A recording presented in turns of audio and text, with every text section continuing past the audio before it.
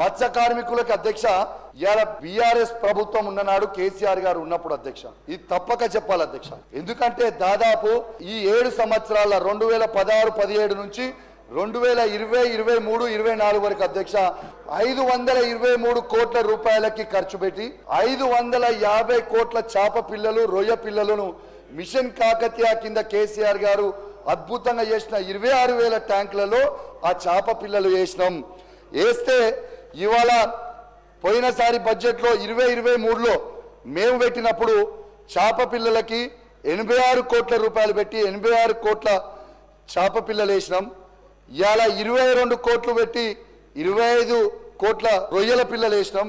దాదాపు 110 కోట్ల రూపాయలు మేము ఖర్చు పెట్టినాం. కానీ అధ్యక్ష ఈ పోయిన సంవత్సరంలో వీళ్ళు వేసిన చేపలకి ఎంత అంటే మత్స్య కార్మికులకి కేవలం 34 కోట్ల రూపాయలు ఖర్చు పెట్టి కేవలం 34 కోట్ల చేప పిల్లలు మాత్రమే వేసిర్రు. ఎందుకు 50 లక్షల చేప పిల్లలని తక్కువ వేసిర్రు, ఎందుకు రొయ్యలు వేయలేదు అని నేను మత్స్య కార్మికుల పక్షాన ఈ ప్రభుత్వాన్ని అడుగుతా ఉన్నాను.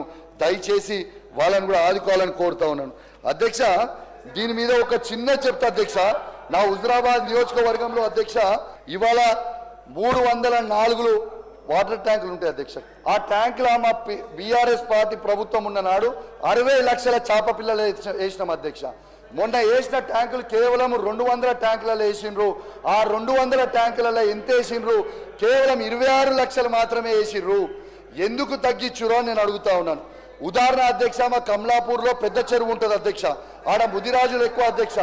మేము 3,32,000 చేప పిల్లలు మేమేస్తే ఈ సంవత్సరంలో వీళ్ళు వేసింది కేవలం 1,66,000 చేప పిల్లలు మాత్రమే. సగానికి సగం తగ్గించరు అని చెప్పక తప్పదు అధ్యక్ష. మా వీణవంక పెద్ద చెరువుల అధ్యక్ష మేము ఉన్నప్పుడు 1,57,000 చేప పిల్లలు వేసినాం అధ్యక్ష. మొన్న వేసింది కేవలం 78,000 చేప పిల్లలు మాత్రమే వేసారు అధ్యక్ష. మా జమ్మికుంటలో నాయన్ చెరువులో 1,60,000 చేప పిల్లలు మేము వేసినాం అధ్యక్ష. కానీ మొన్న వీళ్ళు వేసారు కేవలం 76,000 చేప పిల్లలు మాత్రమే అధ్యక్ష.